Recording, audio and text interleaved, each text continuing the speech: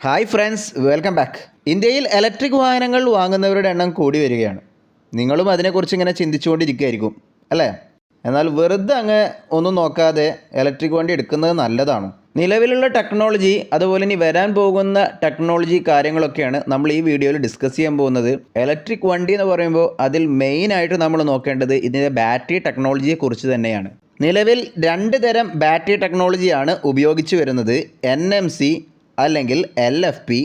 NMC ഇതിൻ്റെ composition വരുന്നത് 811 ആണ്. അതായത് 80% നിക്കൽ കണ്ടൻ്റ് ആണ് ഉള്ളത്. ഇവ ബാറ്ററിയിൽ മാക്സിമം എനർജിയെ നിലനിർത്താൻ സഹായിക്കുന്നു. 80% നിക്കൽ കണ്ടൻ്റ് ഉള്ളത് കൊണ്ട് തന്നെ ഇതിൽ ഒരുപാട് എനർജി ഡെൻസിറ്റി കൂടുതലാണ് ഈ ബാറ്ററിയിൽ. ഇനി 10% വരുന്നത് മാംഗനൈസ് ആണ്. ഇത് സെല്ലിൻ്റെ സ്ട്രക്ചർ സ്റ്റേബിളാക്കി നിർത്താൻ സഹായിക്കുന്നു. പിന്നീട് വരുന്നതാണ് 10% കൊബാൾട്ട്. ഇതിൽ നിന്നാണ് വണ്ടിയിലേക്കുള്ള പവർ ജനറേറ്റ് ചെയ്യുന്നത്. ഈ ബാറ്ററി ടെക്നോളജിയിലെ പ്രധാന വെല്ലുവിളി ഇതിൻ്റെ ഫ്ലാഷ് പോയിൻറ്റ് 210°C എന്നുള്ളതാണ്. അതായത് ചൂട് 210°C മുകളിൽ വന്നു കഴിഞ്ഞാൽ ഇതിൻ്റെ ഉള്ളിലുള്ള കെമിക്കൽ കോമ്പോസിഷനിൽ വ്യത്യാസം വന്നേക്കും. അത് കാരണം കൊണ്ട് തന്നെ ഓക്സിജൻ പുറത്തേക്ക് തള്ളും.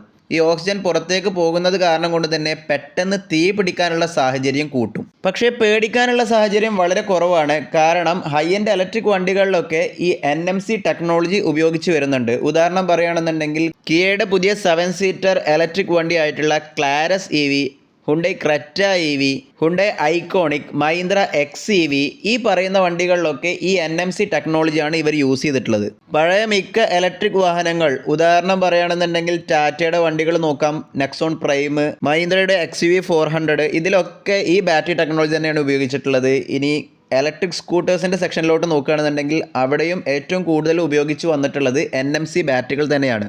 ഹൈ എൻഡ് വണ്ടികളിലൊക്കെ NMC ബാറ്ററി ടെക്നോളജി ഇവർ ഉപയോഗിക്കുന്നത് വളരെയധികം സേഫ്റ്റി കൺസേണും കാര്യങ്ങളും നോക്കിയിട്ട് തന്നെയാണ്. ഈ ബാറ്ററിയിൽ നിന്നും ഒരുപാട് ഹീറ്റ് ഡിസ്ചാർജ് ചെയ്യും, നല്ല എനർജി പ്രൊഡ്യൂസ് ചെയ്യും എന്നുള്ളതൊക്കെ ഇവർക്ക് അറിയാം. അതുകൊണ്ട് തന്നെ വണ്ടി ഡിസൈൻ ചെയ്യുമ്പോൾ ഈ ബാറ്ററിയെ തണുപ്പിക്കാൻ വേണ്ടിയിട്ടുള്ള നല്ലൊരു ബാറ്ററി മാനേജ്മെൻറ്റ് സിസ്റ്റവും അതുപോലെ തന്നെ നല്ല ലിക്വിഡ് കൂളിംഗ് ചാമ്പേഴ്സിൻ്റെ ഉള്ളിലൊക്കെയാണ് ഈ ബാറ്ററി വെച്ച് വരുന്നത്. എന്നാൽ ചെറിയ വണ്ടികൾ ചീപ്പ് ക്വാളിറ്റി ആയിട്ട് നിർമ്മിക്കുന്ന സമയത്താണ് ഇതിൻ്റെ ബാറ്ററി മാനേജ്മെൻറ്റ് സിസ്റ്റം പക്കയായിട്ട് വർക്ക് ചെയ്യുന്നില്ല. അതുപോലെ തന്നെ നല്ല കൂളിംഗ് ചാമ്പേഴ്സും കാര്യങ്ങളൊന്നും ഇല്ലാത്തത് കാരണം കൊണ്ടാണ് ഈ ബാറ്ററി പെട്ടെന്ന് പൊട്ടിത്തെറിക്കാനുള്ള സാഹചര്യം കൂടി വരുന്നത്.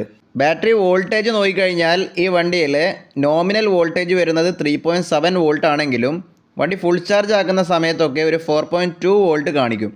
പിന്നീട് അത് ഗ്രാജുവലി ഡിക്രീസ് ചെയ്ത് വരുന്നത് പോലെയാണ് കാണിക്കുന്നത്.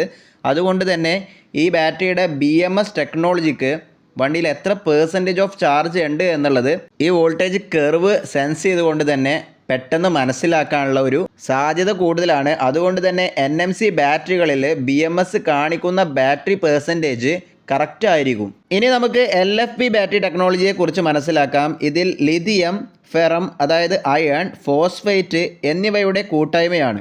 ഇതിൽ ലിഥിയം അയണുകളാണ് എനർജി ഡെൻസിറ്റി നൽകുന്നത്, അയൺ പവർ നൽകുന്നു, ഫോസ്ഫേറ്റ് അതിൻ്റെ സ്റ്റെബിലിറ്റി ഘടന നിലനിർത്തുന്നു.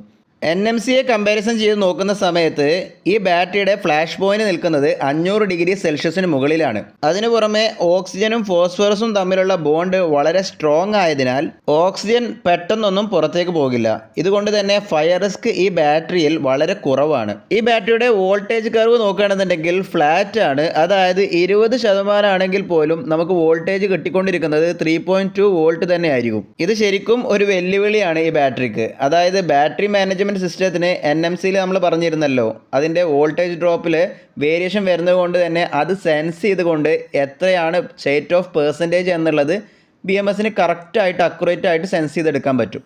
എന്നാൽ ഇവിടെ LFP ബാറ്ററികളിൽ എപ്പോഴും ഫ്ലാറ്റ് ആയിട്ട് പോകുന്നത് കാരണം കൊണ്ട് തന്നെ BMSന് എത്ര ബാറ്ററി % ഉണ്ട് എന്നുള്ളത് സെൻസ് ചെയ്തെടുക്കാനുള്ള സാധ്യത വളരെ ബുദ്ധിമുട്ടാണ്. അതുകൊണ്ട് തന്നെ ഈ ബാറ്ററി ടെക്നോളജി ഉപയോഗിക്കുന്ന വണ്ടികളിൽ അഡ്വാൻസ്ഡ് ബാറ്ററി മാനേജ്മെൻറ്റ് സിസ്റ്റമാണ് ഉപയോഗിച്ച് വരുന്നത്. % കാൽക്കുലേറ്റ് ചെയ്യുന്നത് വോൾട്ടേജ് കർവ് നോക്കിയിട്ടൊന്നുമല്ല, ഒരു കൂളം കൗണ്ടിങ് എന്ന് പറഞ്ഞിട്ട് പുതിയ ഒരു ടെക്നോളജി യൂസ് ചെയ്തിട്ടാണ് ബാറ്ററിയിലെ % നോക്കുന്നത്. ശരിക്കും പറഞ്ഞാൽ അതിൻ്റെ അക്യുറസി പറയുകയാണെന്നുണ്ടെങ്കിൽ വളരെ കുറവാണ്.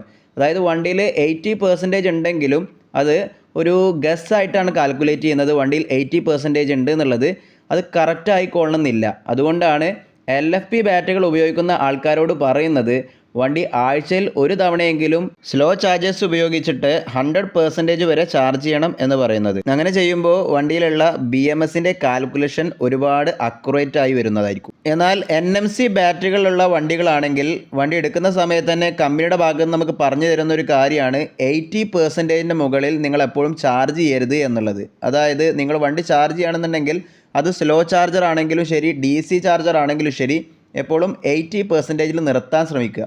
80%ന് മുകളിലോട്ട് നിങ്ങൾ NMC ബാറ്ററി ചാർജ് ചെയ്ത് ഉപയോഗിക്കുന്ന സമയത്ത് LFP ബാറ്ററിയേക്കാൾ NMC ഡീഗ്രേഡേഷൻ കൂടുതലാണ്.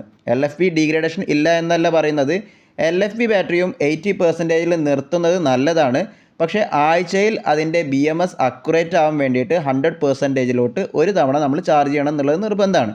NMC ബാറ്ററിയുടെ കേസിൽ മിക്കവാറും നിങ്ങൾ ചാർജ് ചെയ്യേണ്ടത് ഒരു 80%ൽ നിർത്താൻ ശ്രമിക്കുക, എന്നിട്ട് ഉപയോഗിക്കുക. 80%ൽ നിന്നും 100%ലോട്ട് നിങ്ങൾ ആഴ്ചയിൽ ഒരു തവണ ചെയ്യണം എന്നുള്ള നിർബന്ധം NMCയിലില്ല.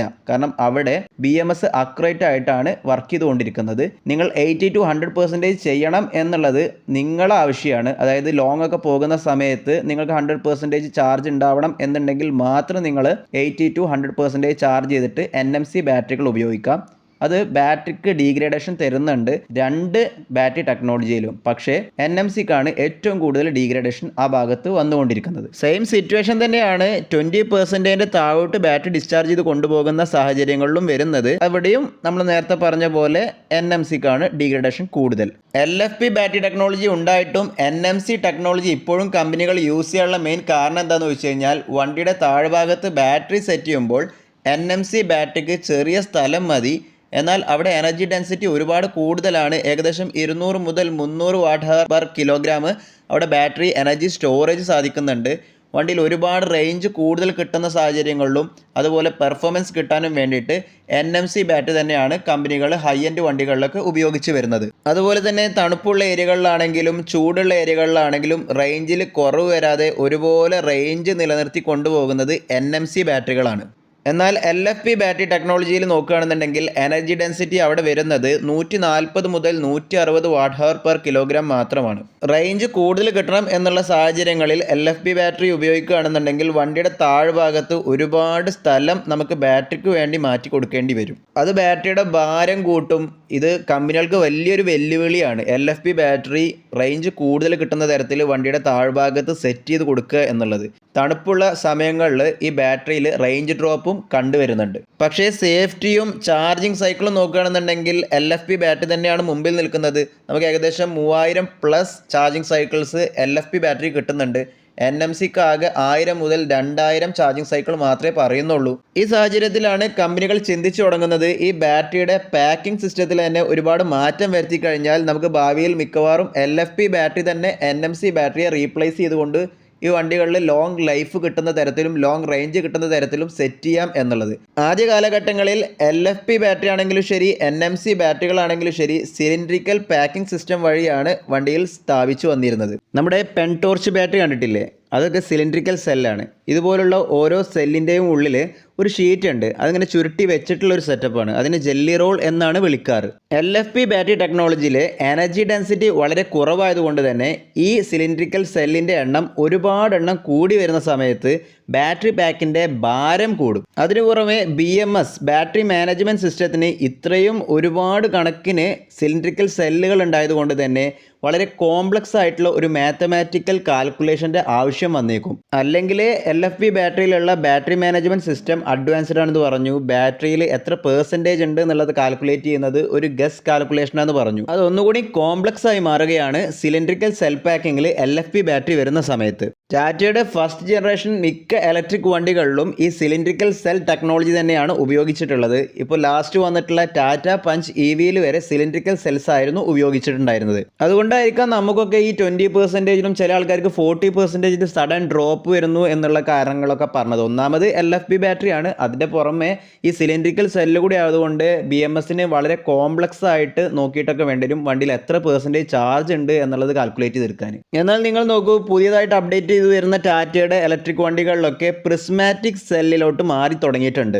MG ZS EV അതുപോലെ തന്നെ MG Windsor EV ഇതിലൊക്കെ പ്രിസ്മാറ്റിക് സെല്ലാണ് ആൾറെഡി അവർ ചെയ്തു വെച്ചിട്ടുള്ളത്. അതുകൊണ്ടാണ് അവർക്കൊന്നും ബാറ്ററി ഡ്രോപ്പും പ്രശ്നങ്ങളൊന്നും കൂടുതൽ ടാറ്റയുടെ അത്ര നോക്കുന്ന സമയത്ത് ഇല്ലാത്തത്. പ്രിസ്മാറ്റിക് സെല്ലുകളിൽ എങ്ങനെയാണ് പാക്ക് ചെയ്ത് വെച്ചിട്ടുള്ളതെന്ന് വെച്ച് കഴിഞ്ഞാൽ ഒരു ബോക്സ് ടൈപ്പ് ആയിട്ടാണ് ബാറ്ററിയുടെ സെല്ലുകൾ സെറ്റ് ചെയ്ത് വെച്ചിട്ടുള്ളത്. അതായത് ഒരുപാട് സിലിണ്ടറിക്കൽ സെൽസ് വെക്കുന്ന പകരം ഇതിൻ്റെ ഉള്ളിൽ വരുന്ന ആ ഷീറ്റുകൾ ഒരുമിച്ചിട്ട് വലുതായിട്ട് ഫോൾഡ് ചെയ്തിട്ട് ഒരു ചതുരാകൃതിയിലുള്ള അലുമിനിയം കേസിൻ്റെ ഉള്ളിലോട്ട് ഇറക്കി വെക്കുന്ന ഒരു സിസ്റ്റമാണ് പ്രിസ്മാറ്റിക് സെല്ല്. അപ്പോൾ ഈ പ്രിസ്മാറ്റിക് സെല്ലിൻ്റെ ഒരു യൂണിറ്റ് വെക്കുന്ന സമയത്ത് അതേ സ്ഥാനത്ത് നമ്മൾ സിലിണ്ടറിക്കൽ സെൽസ് വെച്ച് പോകുന്ന സമയത്ത് ഓരോ സിലിണ്ടറിക്കൽ സെല്ലിൻ്റെയും ഇടയിൽ ഒരുപാട് ഗ്യാപ്പ് നമുക്ക് സ്പേസ് നഷ്ടപ്പെട്ടു പോകുന്നുണ്ട്. അത് കാരണം കൊണ്ട് തന്നെ പ്രിസ്മാറ്റിക് സെല്ല് വെച്ച് പോവുകയാണെങ്കിൽ അവിടെ ആ ഗ്യാപ്പ് നമുക്ക് കൂടുതലായിട്ട് സെല്ലുകളുടെ ഈ യൂണിറ്റുകൾ വെക്കാനുള്ള സ്പേസ് കിട്ടണം. ഇനി ഒരു ഉദാഹരണം പറയുകയാണെന്നുണ്ടെങ്കിൽ നമ്മുടെ ടാറ്റ പഞ്ച് EVയുടെ ആദ്യ വേരിയൻറ്റിൽ LR വേരിയൻറ്റിൽ 35 കിലോവാട്ടിൻ്റെ സിലിണ്ടറിക്കൽ സെൽസ് ആയിരുന്നു വെച്ചിരുന്നത്. അന്ന് തന്നെ കമ്പനി പറഞ്ഞിരുന്നു ഈ വണ്ടിയുടെ പ്ലാറ്റ്ഫോമിൽ മാക്സിമം അതിൽ ഉൾക്കൊള്ളുന്ന അത്രയും കപ്പാസിറ്റിയിലാണ് ബാറ്ററി വെച്ചിട്ടുള്ളത്. 35 കിലോവാട്ട് അതിൻ്റെ മാക്സിമം ആണെന്ന് പറഞ്ഞിരുന്നു. എന്നാൽ ഇതിൻ്റെ പുതിയ വേരിയൻ്റ് ആയിട്ടുള്ള 2026 വന്നിട്ടുള്ള ടാറ്റ പഞ്ച് EVയിൽ പ്രിസ്മാറ്റിക് സെല്ല് ഉപയോഗിച്ചത് കൊണ്ടായിരിക്കാം അതിന് 40 കിലോവാട്ട് ബാറ്ററി ആക്കിയിട്ട് എക്സ്റ്റെൻഡ് ചെയ്യാൻ പറ്റിയിട്ടുള്ളത്. സിലിണ്ടറിക്കൽ സെൽസിൻ്റെ ഗുണം എന്താണെന്ന് വെച്ച് കഴിഞ്ഞാൽ ഇതിൻ്റെ ഇടയിലുള്ള ഈ ഗ്യാപ്പ് വഴി ഹീറ്റിനെ പുറത്തോട്ട് ഡിസ്ചാർജ് ചെയ്യാൻ പറ്റുന്നുണ്ട് എന്നുള്ളതാണ്. അതുകൊണ്ട് തന്നെ സിലിണ്ടറിക്കൽ സെൽസ് ഉള്ള വണ്ടികളിൽ ഹീറ്റിൻ്റെ അളവ് കുറവായിരിക്കും. പക്ഷേ ഈ ബാറ്ററിയുടെ ഉള്ളിലുള്ള സ്ട്രക്ചർ നിങ്ങൾ തന്നെ ആലോചിച്ച് നോക്കൂ. ഓരോ സെല്ലും തമ്മിലുള്ള കണക്ഷനാണ്. അത് ഒരു കോംപ്ലിക്കേറ്റഡ് സിസ്റ്റമാണ്. അതിൻ്റെ എവിടെയെങ്കിലും എന്തെങ്കിലും ഒരു പാളിച്ച പറ്റിക്കഴിഞ്ഞാൽ ഇതിൻ്റെ റിപ്പയറിങ് കോസ്റ്റ് ഒരുപാടാണ്. കാരണം ഇത് ബാറ്ററിയിലുള്ള ആ ഒരു പ്രോബ്ലം എവിടെയാണ് വന്നിട്ടുള്ളത് എന്നുള്ളത് കണ്ടെത്താൻ തന്നെ ഒരുപാട് ഡയഗ്നൈസ് പ്രൊസീജിയേഴ്സ് വേണം എന്നൊക്കെയാണ് പറയുന്നത്. പിന്നെ പഴയ പാക്കിങ്ങിലോട്ട് അത് കയറ്റി വരുമ്പോഴേക്കും അതിൻ്റെ ലേബർ കോസ്റ്റ് ഒരുപാട് ഹൈ ആണ്. ഇതിനെല്ലാം പുറമെ നമ്മളെ ബാറ്ററി മാനേജ്മെൻറ്റ് സിസ്റ്റം ആണെങ്കിലോ അത് നല്ല അഡ്വാൻസ്ഡ് ആയിട്ടുള്ള ബാറ്ററി മാനേജ്മെൻറ്റ് സിസ്റ്റം ആയിരിക്കണം. കാരണം ഓരോ സെല്ലുകളിലെയും പ്രോബ്ലംസ് എന്താണെന്നുള്ളത് കണ്ടെത്തുക എന്നുള്ളത് BMSന് വലിയൊരു വെല്ലുവിളിയായിരിക്കും. എന്നാൽ ഹൈ എൻഡ് വേരിയൻ്റ് വണ്ടികൾ ഉദാഹരണം പറയുകയാണെന്നുണ്ടെങ്കിൽ ടെസ്ല പോലുള്ള കമ്പനികൾ സിലിണ്ടറിക്കൽ സെല്ല് ഉപയോഗിക്കുന്നുണ്ട് എന്ന് പറഞ്ഞാൽ നിങ്ങൾ വിശ്വസിക്കുമോ? അവിടെ ഈ സിലിണ്ടറിക്കൽ സെല്ല് അവർ ഉപയോഗിക്കാനുള്ള മെയിൻ കാരണം എന്താണെന്ന് വെച്ച് കഴിഞ്ഞാൽ ഹൈ പെർഫോമൻസ് കിട്ടാൻ വേണ്ടിയിട്ടാണ് സിലിണ്ടറിക്കൽ സെൽസ് ഉപയോഗിച്ചിട്ടുള്ളത്. ഹൈ പെർഫോമൻസ് കിട്ടുന്ന സമയത്ത് അവിടെ ഹീറ്റ് ഡിസ്ചാർജ് ഒരുപാട് ഉണ്ടാവും. അത് സിലിണ്ടറിക്കൽ സെല്ലിൻ്റെ ഈ ഗ്യാപ്പുകളിലൂടെ ഡിസ്ചാർജ് ചെയ്യാനുള്ളൊരു കഴിവ് സിലിണ്ടറിക്കൽ സെൽ പാക്കിങ്ങിനുണ്ട്. അതുകൊണ്ടാണ് അവരത് ഉപയോഗിക്കുന്നത്. പക്ഷേ അവരുടെ BMS ആണെങ്കിൽ അതിനനുസരിച്ചിട്ടുള്ള അഡ്വാൻസ്ഡ് ആയിട്ടുള്ള നല്ല അടിപൊളി BMS ആണ് ഈ ടെസ്ല പോലുള്ള വണ്ടികളിൽ ഉപയോഗിച്ചിട്ടുള്ളത്.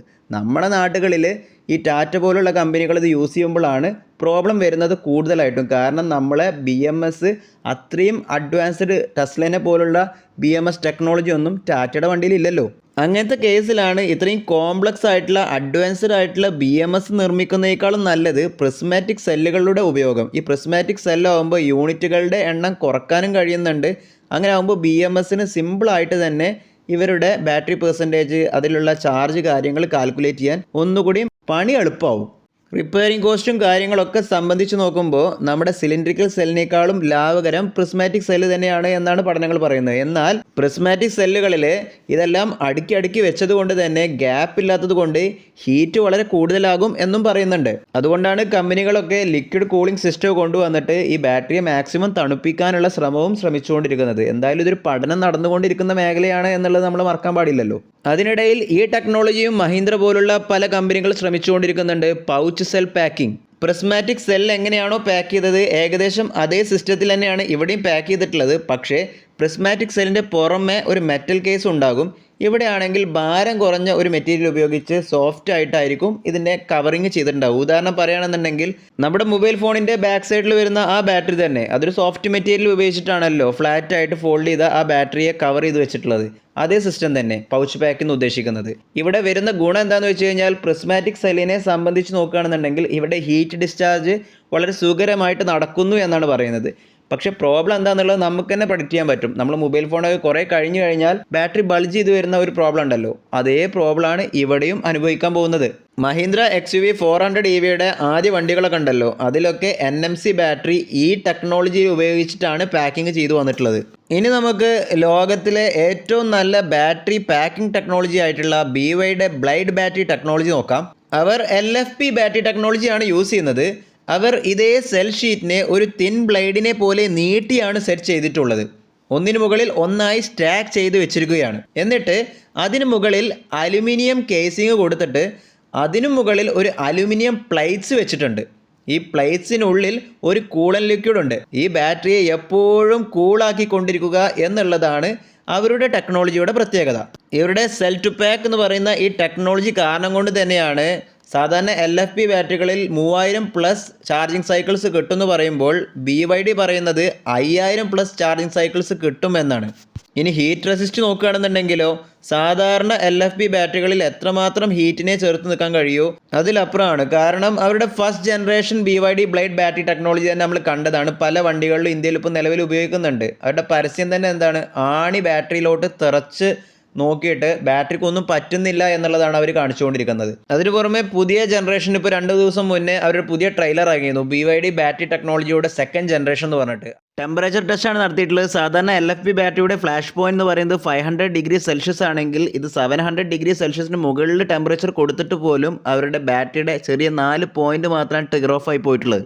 പിന്നെ അതിന് പുറമെ അവരുടെ പുതിയ ട്രെയിലർ വന്നിട്ടുള്ളത് എന്താണെന്ന് വെച്ച് കഴിഞ്ഞാൽ വെറും 9 മിനിറ്റ് കൊണ്ടൊക്കെയാണ് 800 കിലോമീറ്റർ സഞ്ചരിക്കുന്ന വലിയ ബാറ്ററിയൊക്കെ DC ഫാസ്റ്റ് ചാർജിങ് ഒക്കെ ചെയ്തെടുക്കുന്നത്. അത് ഇന്ത്യയിലോട്ട് ഇതുപോലെ അഫോർഡബിൾ റേറ്റിൽ കൂടി ഇനി ഭാവിയിൽ നമുക്ക് കിട്ടുകയാണെന്നുണ്ടെങ്കിൽ എന്തായിരിക്കും അവസ്ഥ? പിന്നെ ഗ്യാസ് അല്ലെങ്കിൽ പെട്രോൾ വണ്ടികളുടെയൊക്കെ ആവശ്യമുണ്ടോ? ഇനി ബാറ്ററിയിലെ ഫ്യൂച്ചർ എന്താണെന്ന് ചോദിച്ചു കഴിഞ്ഞാൽ നിലവിൽ കണ്ടെത്തിയിട്ടുണ്ട് സോളിഡ് സ്റ്റേറ്റ് ബാറ്ററി എന്ന് പറഞ്ഞിട്ടുള്ളത്. നിലവിലുള്ള വണ്ടികൾ ഉപയോഗിച്ചിട്ടുള്ള എല്ലാ ബാറ്ററി ടെക്നോളജികളും ലിക്വിഡ് സ്റ്റേറ്റ് ബാറ്ററികളാണ്. അതായത് ഇതിനുള്ളിൽ ലിക്വിഡാണ് ഇലക്ട്രോലൈറ്റ് ആയിട്ട് ഉപയോഗിച്ചിട്ടുള്ളത്.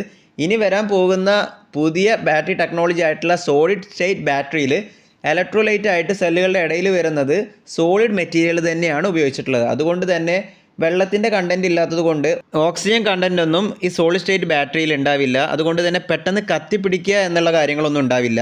പിന്നെ റേഞ്ച് ഡ്രോപ്പ് അങ്ങനത്തെ ഇഷ്യൂകളൊന്നുമില്ല. ഹീറ്റ് കൂടുതലായിട്ടൊന്നും പുറത്തേക്ക് പോകുന്നില്ല. അതൊക്കെ കാരണം കൊണ്ട് തന്നെ ഫ്യൂച്ചർ സോളിഡ് സ്റ്റേറ്റ് ബാറ്ററികളിലാണ്. ഒരുപാട് റേഞ്ച് കിട്ടും, ഒരുപാട് പെർഫോമൻസ് കിട്ടും. ഇത് വണ്ടികളിൽ അഡോപ്റ്റ് ചെയ്യാനുള്ള മാസ് അഡോപ്ഷൻ കാര്യങ്ങളൊക്കെ അവർ ശ്രമിച്ചുകൊണ്ടിരിക്കുകയാണ്. ആകെ കോസ്റ്റിൻ്റെ പ്രശ്നങ്ങൾ കാരണം കൊണ്ടൊക്കെയാണ് ഇത് വണ്ടികളിൽ ഇതുവരെ വരാത്തത് എന്നുള്ളതൊക്കെയാണ് പറഞ്ഞുകൊണ്ടിരിക്കുന്നത്. പക്ഷേ ഈ യുദ്ധം സാഹചര്യം അത് കഴിയുന്നതോടുകൂടെ ഇതൊരു മാസ് പ്രൊഡക്ഷനിലോട്ട് പോകുകയാണെന്നുണ്ടെങ്കിൽ ഇനി ഫ്യൂച്ചർ സോളിഡ് സ്റ്റേറ്റ് ബാറ്ററിയിലായിരിക്കും ഇലക്ട്രിക് വണ്ടികൾ വരാനുള്ള സാധ്യത കൂടുതൽ. എന്തായാലും ബാറ്ററിയെ കുറിച്ചിട്ട് ചെറുതായിട്ടൊക്കെ ഒരു ഐഡിയ നിങ്ങൾക്കും മനസ്സിലായിട്ടുണ്ടാവും എന്ന് ഞാൻ വിചാരിക്കുന്നു.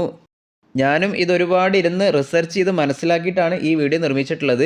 എവിടെയെങ്കിലും ഞാൻ പറഞ്ഞതിൽ എന്തെങ്കിലും മിസ്റ്റേക്കുകളൊക്കെ വന്നിട്ടുണ്ടെങ്കിൽ മനുഷ്യന്മാരല്ലേ, നിങ്ങൾ എന്ത് ചെയ്യുക, ഒന്ന് മനസ്സിലാക്കുക. അത് കമൻറ്റ് രൂപത്തിലൊക്കെ ഒന്ന് വന്നിട്ട് തിരുത്തി തരിക. ഇനി നല്ലതാണെങ്കിൽ അതും വിലയേറിയ അഭിപ്രായങ്ങളായിട്ട് താഴെ വന്നിട്ടൊന്ന് കമൻറ്റ് രൂപത്തിൽ അറിയിക്കുക. നല്ല സപ്പോർട്ടും ലൈക്കും കാര്യങ്ങളൊക്കെ നിങ്ങളുടെ ഭാഗത്ത് ഞാൻ പ്രതീക്ഷിക്കുന്നുണ്ട്. അടുത്ത വീഡിയോയുമായി നമ്മൾ തമ്മിൽ കണ്ടുമുട്ടുന്നതുവരെ I am going to signing off. This is your friend Fazi Muhammad.